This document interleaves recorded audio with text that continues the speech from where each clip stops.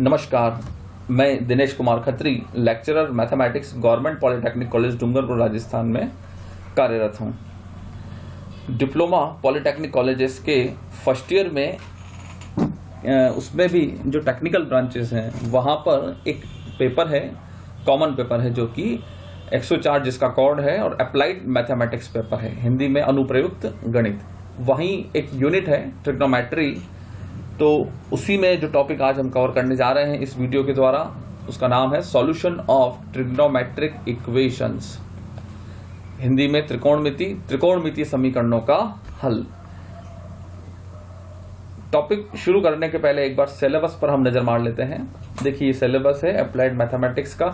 यहाँ पर जो यूनिट सेकंड है ट्रिग्नोमेट्री की, इसमें सेक्शन 2.1, 2.2, 2.3, 2.4, 2.4 तक वीडियोस के द्वारा हमने ये टॉपिक सारे कवर कर लिए हैं। अब जो टॉपिक हमें कवर करना है वो है सेक्शन 2.5 वाला, जिसके सिलेबस में क्या है, solution of trigonometric equation, sin x बराबर 0, tan x बराबर 0 और cos x बराबर 0। तो चलिए शुरू करते हैं टॉपिक।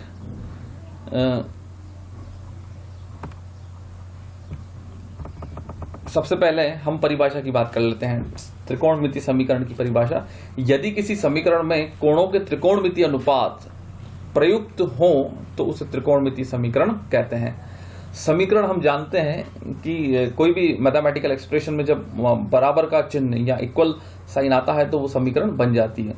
तो उस इक्वल साइन समेत, यानी कि वो जो भी समीकरण आपको, इक्वेशन आपको गिवन है, उसमें अगर ट्रिग्नोमेट्रिक रेशियोस आ रहे हैं, मतलब त्रिकोणमितीय अनुपात शामिल हैं, तो उसे हम त्रिकोणमितीय समीकरण कहते हैं। त्रिकोणमितीय अनुपात मतलब sine theta, cos theta, tan cot sec, cosec, ये सभी भी अगर उन समीकरणों में प्रयुक्त हैं तो ऐसी समीकरण को हम त्रिकोणमितीय समीकरण कहते हैं। अब इस समीकरण में जैसे साइन थीटा, तो थीटा इसका कोण है, तो अगर हमें ऐसे कोणों के मान मिल जाए जो समीकरण को संतुष्ट करें, यानी LHS बराबर RHS आ जाए, तो ऐसी स्थिति में थीटा के वो वाले मान उस समीकरण के हल या फिर मूल कहलाते हैं। तो आगे यही लिखा हुआ है, ऐसी समीकरणों को संतुष्ट करने वाले कोणों के मान समीकरण के हल, जिसे सॉल्यूशन या मूल कहलाते हैं। नेक्स्ट देखिए, दिए त्रिकोणमितीय अनुपातों से संगति कोण ज्ञात करना, मतलब ट्रिग्नोमेट्रिक रेशियो से करस्पॉन्डिंग एंगल को कैसे फाइंड किया जाएगा, ये इस टॉपिक में हमें देखना है। किसी भी एक दिए निश्चित कोण की किसी भी त्रिकोणमितीय अनुपात का मान निश्चित होता है। मतलब अगर जैसे मैं मान लीजिए कहता हूं कि 30 डिग्री, तो साइन 30 डिग्री एक फिक्स वैल्यू है जिसका मान 1/2 होता है। मैं कहता हूं 0 डिग्री, तो साइन के लिए 0 डिग्री की वैल्यू 0 फिक्स है, एक से ज्यादा वैल्यू पॉसिबल नहीं है, ऐसा यहाँ पर लिखा हुआ है।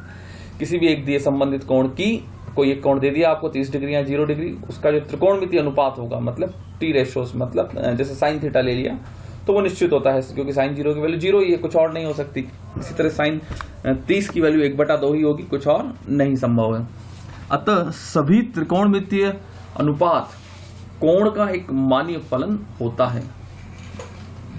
अतः सभी त्रिकोणमितीय अनुपात कोण का एक मान्य फलन होता है, यानी कि कोण के लिए सभी की सिंगल वैल्यू होती है। आगे लिखा हुआ है, परंतु इसका विलोम सत्य नहीं है, अर्थात यदि कोई त्रिकोणमितीय अनुपात दिया हुआ हो तो उसके संगत केवल एक ही निश्चित मान वाला कोण नहीं होता, वरन इसके लिए कोण के मान अनंत होते हैं। कहने का तात्पर्य ये है, नेक्स्ट एग्जांपल से देखिए, यदि थीटा बराबर 30 डिग्री हो तो साइन 30 डिग्री तो 1/2 ही होता है, ये हम जानते हैं। आपको थीटा पहले दे दिया है 30 डिग्री, तो साइन 30 डिग्री की वैल्यू 1/2 होगी, जो कि फिक्स वैल्यू है, सिंगल वैल्यू है। लेकिन परंतु यदि साइन थीटा बराबर 1/2 आपको दिया जाता है, तो ऐसी स्थिति में थीटा के अनेक मान संभव हैं। तो थीटा का मान केवल 30 डिग्री ही नहीं होता, वरन 150 डिग्री, 390 डिग्री, 510 डिग्री और इस तरह से नेगेटिव में भी -210 डिग्री, ऐसे बहुत सारे मान संभव हैं कोण के। तो यदि थीटा आपको दिया जाए तो ट्रिग्नोमेट्रिक रेशियोस की सिंगल वैल्यू होगी, लेकिन ट्रिग्नोमेट्रिक इक्वेशन आपको दे दी गई है साइन थीटा बराबर 1/2, तो थीटा के अनेक मान संभव हैं, 150, 390, 510। तो यहाँ पर यही लिखा हुआ है, परंतु इसका विलोम सत्य नहीं है, अर्थात यदि कोई त्रिकोणमितीय अनुपात दिया हुआ हो तो उसके संगत केवल एक ही निश्चित मान वाला कोण नहीं होता, वरन इसके लिए कोण के मान अनंत होते हैं।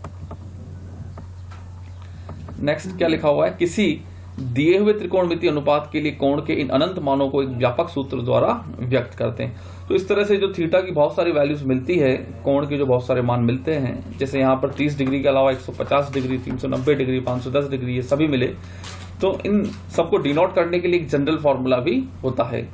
तो इन कोणों के इन अनंत मानों को एक व्यापक सूत्र, जनरल फॉर्मूला, एक्सप्रेशन द्वारा व्यक्त किया जा सकता है। अब वो अलग अलग ट्रिग्नोमेट्रिक इक्वेशन के लिए जो व्यापक सूत्र वो अलग अलग होता है। देखिए विभिन्न व्यापक सूत्र, यदि मान लीजिए कि साइन थीटा 0 हो तो थीटा का जो व्यापक मान है वो होता है n पाई, जहां पर n पूर्णांक है, मतलब इंटीजर है। फिर सेकंड है इक्वेशन cos थीटा बराबर 0, तो थीटा बराबर 2n+1 पाई अपॉन 2, जहां n पूर्णांक है। अगर साइन थीटा 0 होगा तो थीटा का मान होगा n पाई, जहां पर n पूर्णांक है, और cos थीटा 0 आ रहा है तो थीटा का मान होगा 2n+1 गुणा पाई अपॉन 2। ये हमें ध्यान रखना है। इसके अलावा एक रिलेशन और जो यहां पर नहीं लिखा हुआ, साइन थीटा 0 तो थीटा n पाई, cos थीटा बराबर 0 तो थीटा 2n+1 पाई अपॉन 2, और एक और है tan थीटा बराबर अगर 0 हो जाए तो ऐसी स्थिति में थीटा का मान n पाई ही होगा, मतलब साइन के अनुरूप जो साइन का व्यापक मान है वही व्यापक मान tan का भी होगा। तो tan थीटा अगर 0 आता है तो थीटा का मान n पाई होगा, जहां पर n पूर्णांक होगा। फिर थर्ड इक्वेशन देखिए, यदि साइन थीटा बराबर साइन अल्फा, तो ऐसी स्थिति में यदि मान लीजिए आपसे कहा जाए कि थीटा साइन थीटा बराबर साइन अल्फा आ रहा है, जहां पर अल्फा कोई न्यून कोण है 90 डिग्री से कम, लेकिन थीटा के वजह से अनेक मान संभव है, तो थीटा का जो व्यापक मान होगा वो होगा थीटा बराबर n पाई प्लस -1 की होल पावर n अल्फा, जहां n पूर्णांक है। पुनः यदि साइन और कोसेक के लिए जो रूल्स हैं वो सिमिलर होंगे, मतलब कोसेक थीटा बराबर कोसेक अल्फा आता है तो इसका भी यही व्यापक मान होगा, थीटा बराबर n पाई प्लस -1 की पावर और n अल्फा, जहां n पूर्णांक है। इसी तरह से cos थीटा बराबर cos अल्फा, तो थीटा का जो व्यापक मान होगा वो होगा 2n pi plus minus alpha, जहां n पूर्णांक है, मतलब इंटीजर है। और जो cos के लिए लागू है वही sec के लिए भी लागू होगा। पुनः यदि sec थीटा बराबर sec अल्फा तो थीटा बराबर 2n pi plus minus alpha, जहां n पूर्णांक है। यदि tan थीटा बराबर tan अल्फा तो थीटा बराबर होगा n पाई प्लस अल्फा, जहां n पूर्णांक है, मतलब इंटीजर है। जो रिलेशन tan के लिए लागू होता है वही रिलेशन cot के लिए भी लागू होगा। तो पुनः यदि cot थीटा बराबर cot अल्फा तो थीटा बराबर n पाई प्लस अल्फा, जहां n पूर्णांक है। तो दो तरह की समीकरणें थी। एक समीकरण तो थी साइन थीटा बराबर 0, cos थीटा बराबर 0, tan थीटा बराबर 0, यानी बराबर 0 वाली। दूसरी समीकरण है समान एंगल वाली, मतलब साइन थीटा बराबर साइन अल्फा, cos थीटा बराबर cos अल्फा और tan थीटा बराबर tan अल्फा। तो इन सभी स्थितियों में जो थीटा के व्यापक मान है वो अलग अलग हैं। तो ये सभी सूत्र हमें ध्यान रखने हैं। नोट करके क्या लिखा हुआ है, उपरोक्त सूत्रों में प्रयुक्त अल्फा वह न्यूनतम कोण है जिसके लिए दी हुई त्रिकोणमितीय अनुपात का मान वह है जो दिया गया हो या ज्ञात किया गया हो। मतलब ऊपर जो रिलेशंस जितने भी फॉर्मूले काम में लिए हैं, तो अल्फा वहां मिनिमम एंगल है जो उस ट्रिग्नोमेट्रिक रेशियोज के लिए अप्लाई होगा। क्वेश्चन देखिए, एग्जांपल 1। पहली इक्वेशन है साइन थीटा बराबर 1/2। तो सबसे पहले तो इस इक्वेशन को सॉल्व करने के लिए 1/2 साइन में किसकी वैल्यू होती है, 0 से 90 डिग्री के बीच में, मतलब न्यून कोण आपको लेना है 0 से 90 के बीच में। तो 1/2 हमें पता है कि साइन में 30 डिग्री की वैल्यू होती है, तो साइन 30 डिग्री बराबर 1/2। तो हमें एक इक्वेशन मिल गई, साइन थीटा बराबर साइन 30 डिग्री, मतलब साइन थीटा बराबर साइन अल्फा के अनुरूप है। तो यहां से ये सीरियल नंबर 3 देखिए, यदि साइन थीटा बराबर साइन अल्फा, तो ऐसी स्थिति में थीटा का जो व्यापक मान है वो होगा n पाई प्लस -1 की होल पावर n अल्फा। तो इसी रिलेशन का उपयोग करिए। तो यहाँ पर साइन थीटा बराबर साइन 30 डिग्री है, तो थीटा बराबर होगा n पाई प्लस -1 की whole power n alpha. Alpha की जगह 30 डिग्री आ गया, तो 30 डिग्री को ही हम पाई/6 भी कह सकते हैं। यही थीटा का व्यापक मान है, और यहाँ पर n इंटीजर होता है, मतलब पूर्णांक होता है, ये हमें ध्यान रखना है। नेक्स्ट इक्वेशन या नेक्स्ट क्वेश्चन एग्जांपल देखिए, cos थीटा बराबर 1/√2। तो सबसे पहले तो इस 1/√2 को देखिए कि cos में किसकी वैल्यू होती है 0 से 90 डिग्री के बीच में।